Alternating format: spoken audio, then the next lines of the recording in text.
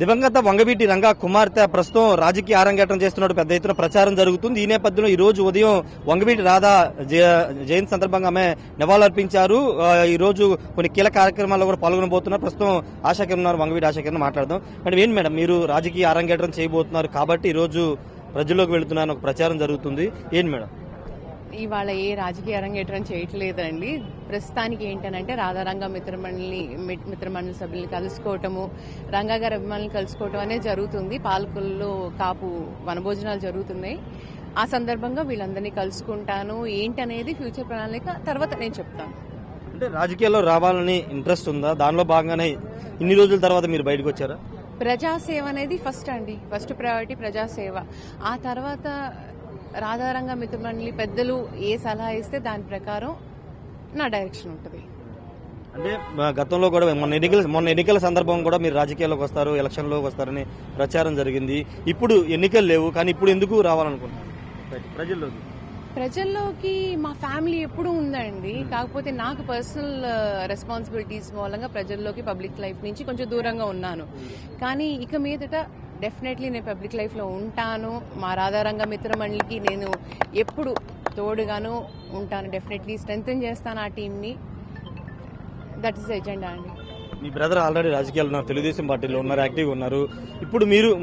ఇప్పుడు మళ్ళీ రాధారంగ మిత్రమండలి తరఫున మాట్లాడడానికి, ప్రజా సమస్యల గురించి తెలుసుకోవడానికి రావడం కారణం ఏంటి? రాధారంగ మిత్రమండలి చాలా పెద్ద ఆర్గనైజేషన్ అండి. దాంట్లో చాలా గ్యాప్ ఉంది.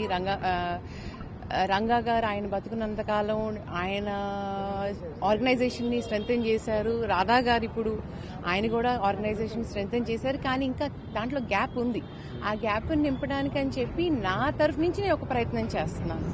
అది అంటే మీది సొంత ప్రయాణం, మీ బ్రదర్ తో కలిసే అవకాశం ఉంది? మా ఫ్యామిలీ సపోర్ట్ నాకు ఎప్పుడు ఉంటుందండి, దాంట్లో డౌట్ ఏం లేదు. సో ఆయన సపోర్టు, వంగవీటి ఫ్యామిలీ సపోర్ట్, అందరి సపోర్ట్ నాకు డెఫినెట్లీ ఉంటుంది. ఒకవేళ ఏదైనా పార్టీ మిమ్మల్ని ఆహ్వానిస్తే భవిష్యత్తులో వెళ్లే అవకాశం ఉందా? అసలు రాజకీయాలు ఇంట్రెస్ట్ ఉన్నాయా?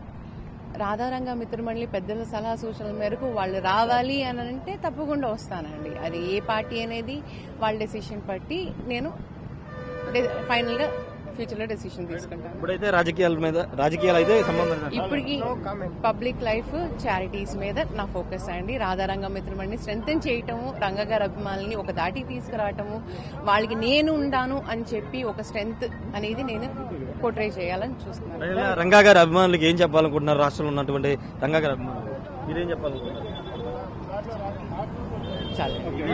ఓవరాల్ గా ఒకటే చెప్తున్నారు, రాజకీయాలకు సంబంధించి వస్తానా అనేది భవిష్యత్తు నిర్ణయిస్తుంది. ప్రస్తుతం అయితే రాధారంగ మిత్రమండలిని యాక్టివేట్ చేయాల్సిన అవసరం ఉంది. దాన్ని బలోపేతం చేయడంపైనే తన దృష్టి పెడుతుందని చెప్తున్నారు.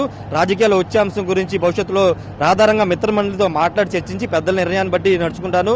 తన సోదరుడు వంగవీటి రాధా రాజకీయాల్లో ఉన్నారు, తన ప్రయాణం కూడా కొనసాగుతుంది. భవిష్యత్తుకు సంబంధించిన విషయంలో త్వరలోనే క్లారిటీ ఇస్తానని చెప్తున్నారు. ప్రస్తుతానికి అయితే అందరినీ కలుస్తాను, ప్రజా సమస్యలు తెలుసుకుంటాను, ప్రజా జీవితంలోకి అడుగు పెడతానని వంగవీటి ఆశాకిరణ్ అయితే చెప్తున్నారు. కెమెరా పర్సన్ సుబ్బుతో రాజేష్, బిగ్ టీవీ, విజయవాడ నుండి.